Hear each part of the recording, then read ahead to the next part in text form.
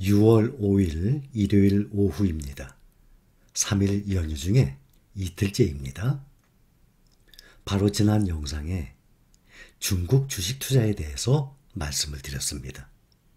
저의 생각이에요. 사람마다 생각이 다 다르죠? 비전을 보고 또 장기적으로 투자를 하겠다 하시는 분들은 알아서 하세요. 각자 본인이 판단하는 것 아니겠습니까? 그런데 특히 개별 주식은 등락의 폭이 아주 심하지 않습니까? 그래서 중국에 투자를 하더라도 그나마 안전하게 묶음 ETF로 투자하는 것이 나을 것입니다. 그런데 국내에 상장되어 있는 중국 주식 ETF 종목들을 보면 ETF 다 처음에 상장하면 10,000원으로 시작하죠. 차이나 항생테크 있습니다. 지금 10,000원에 시작을 했는데 차이나 전기차하고 비슷하게 시작했어요. 재작년 12월에. 그런데 10,000원을 넘지 못하고 지금 차이나 항생테크가 차이나 전기차에 비해서 반도 안 돼요. 6,000원대예요. 10,000원에 시작했는데. 차이나 클린 에너지 9,600원입니다. 차이나 반도체 7,300원. 바이오테크 6,900원. 10,000원을 넘는 게 없어요. 10,000원에 상장을 시작을 했는데 10,000원이 넘어야 될 것 아닙니까? 그런데 10,000원이 넘은 것이 없어요. 그나마 하나, 차이나 전기차만 지금 다른 종목들의 거의 2배 이상입니다. 차이나 전기차가 작년에 10,000원에서 몇 달 만에 20,000원까지 폭등을 했다가 떨어졌기 때문에 문제인 거지. 더나 이렇게 떨어져도 도시 봉쇄 때문에 크게 떨어진 것 아닙니까? 다른 종목에 비하면 수익률이 상당한 겁니다. 2배 이상 차이가 나요. 그래서 차이나 전기차만 또 중국과 한국에 있기 때문에 더 이상은 없잖아요. 그래서 투자하는 것이지 중국 투자는 미국 투자만 못하다고 생각해요. 중국에 대한 투자 좋게 생각하시는 분들 계실 거예요. 각자 투자는 알아서 결정하는 것 아니겠습니까? 이번에 드릴 말씀은 자녀들한테 증여를 하게 되죠. 증여 공제 금액이 있어요. 미성년자는 2천만 원, 성인 자녀는 5천만 원까지 증여세 없이 증여를 해줄 수 있지 않습니까? 그 금액이 아마 내년부터는 거의 2배로 오릅니다. 얼마나 하면 미성년자는 2천이 아니라 5천만 원까지 증여세 없이 증여를 해줄 수 있어요. 성인 자녀는 현재 5천이죠. 이거를 1억까지 올린답니다. 그러면 자녀 계좌로 자녀에게 증여해서 자녀 계좌로 투자하고 계신 분들이 많이 계실 겁니다. 이거 좋은 뉴스죠. 또 10년, 이게 주기가 10년이니까 10년이 지나면 또 미성년자는 5천만 원을 또 해줄 수도 있고 성인 자녀는 1억을 또 증여를 해줄 수 있다는 얘기 아닙니까? 이 증여세 인적 공제 금액이 8년 전 2014년 세법 개정을 통해서 3천만 원에서 5천만 원으로 상향된 거예요. 성인 기준으로. 그리고 8년 동안 동결된 상황입니다. 이 공제액이 그동안의 물가 상승을 반영하지 못했어요. 그만큼 화폐 가치가 떨어지고 있다는 것 아닙니까? 해가 갈수록 물가 상승이 계속되니까. 최근 부동산 가격도 폭등을 했습니다. 그래서 자녀에게 전세 보증금이나 이런 거 지원해 주기도 어려운 상황이에요. 예를 들어서 아파트 상속할 때도 마찬가지예요. 증여세나 상속세나.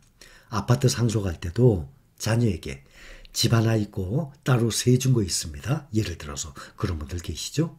그러면 예를 들어서 10억짜리 아파트인데 5억의 세를 들고 있으면 그 세 공제하고 나머지 또 대출 받은 거 있지 않습니까? 그런 거 다 공제해요. 또 인적 공제에도 성인 자녀에게 5천만 원 공제하는 게 아니라 1억으로 올라가게 되면 아파트 상속할 때도 1억을 공제해요. 자녀가 셋이면 3억을 공제하잖아요. 이런 식으로 증여나 또 상속세에 그만큼 도움이 될 것입니다.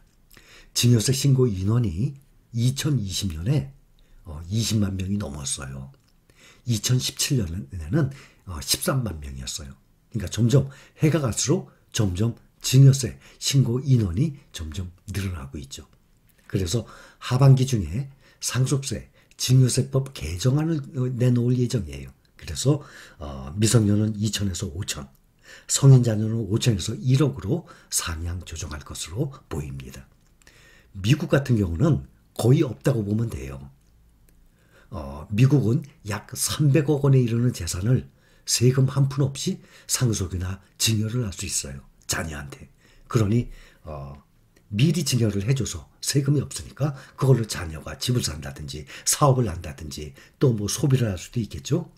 우리나라 1차 베이비 부모 1955년부터 1964년생 우리 신생가족분들 중에 이 출생연도가 이 안에 드는 분들이 많이 계실 겁니다. 60대 이상 고령층의 순자산 규모가 지난해 사상 처음 3천조 원을 돌파했습니다. 이것은 해가 갈수록 점점 가계 수익이라든지 또 재산이라든지 평균적으로 보면 점점 늘어날 것입니다. 이렇게 자녀 세대로 부의 이전이 가로막혀 있어요. 우리나라는 증여세, 상속세가 상당히 비싼 나라입니다. 그래서 앞으로 미성년자 2천에서 5천, 성인 자녀 5천에서 1억이라 그러면 세금 없이 증여를 해줘서 어디에 묻어 놓습니까? 그것은 종목은 여러분들이 결정하시면 되겠죠. 가장 안전한 S&P 500, 패시브 ETF에 나스닥 100, 두 종목도 좋고 필반나, 필라델피아 반도체까지 세 종목도 좋고 이렇게 꾸준히 묻어두게 되면 아파트 수익률 그거 이상 나올 것입니다. 아파트는 가지고 있는 동안에도 보유세를 내지 않습니까? 그냥 이 주식에 묻어두게 되면 매도할 때까지는 세금 하나도 없습니다. 소비자 물가를 한번 얘기해 보죠. 지금 5월 소비자 물가 상승률이 국내 5.4% 나왔어요. 14년 만에 최고라고 합니다. 미국은 지금 8% 넘었잖아요. 유럽도 그렇고 영국은 9%예요. 외식 가격 공포 가시화 하고 기사도 나왔어요. 장바구니 물가도 마찬가지고 역사적으로 보면 물가가 연 2%에서 3%씩 꾸준히 상승을 해왔어요. 물가가. 그러니 그만큼 화폐 가치가 떨어지는 거 아니에요? 그렇게 상승하는 동안 연평균 S&P 500 평균 수익률이 어떻게 됩니까? 연 8%에서 10%씩 계속 우상향한 것 아닙니까? 나스닥으로 보면 S&P 500보다 수익률이 10% 이상 약 14% 나옵니다. 그러니까 역사적으로 물가 앞으로도 안 오른다고 생각합니까? 물가 꾸준히 오를 것 아닙니까? 주식의 주가는 그 이상으로 꾸준히 오릅니다. 연평균 S&P 500 기준으로만 해도 8%, 10%, 앞으로는 연 10% 이상 나올 것입니다. 그런데 S&P 500에만 묻어들 것이냐? 나스닥 100에도 묻을 것 아닙니까? 그보다 수익률이 더 높은 필라델피아 반도체에도 묻을 것 아닙니까? 또 자녀에게 계좌로 자녀에게 증여를 해서 이런 걸 묻어두게 되면 사고팔고 회전율이라고 그러죠? 사고팔고 자주 하시겠습니까? 안 하게 되거든요. 그렇게 되면 오랫동안 묻어두게 되면 세금 하나도 없죠. 보유하고 있는 동안. 부동산에 대한 세금하고 다르지 않습니까? 부동산은 처음에 살 때도 취득세 내죠. 보유하고 있는 동안 재산세, 보유세 내죠. 또 매도할 때 양도세 엄청나게 셉니다. 근데 주식은 매도할 때만 양도세가 나가죠. 그러니 이것을 자녀가 지금 사람마다 다르겠지만 앞으로 10년, 20년, 30년 우리처럼 자녀가 노후 대비할 나이 되면은 엄청난 수익률을 보이고 있을 것입니다.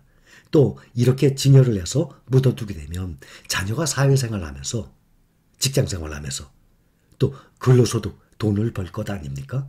그러면 그대로 또 자녀가 거기다가 계속 묻어둘 것입니다. 아마 이것이 자녀 노후 때 되면은 자녀가 한 40대, 50대만 돼도 어마어마한 수익률이 나올 것입니다.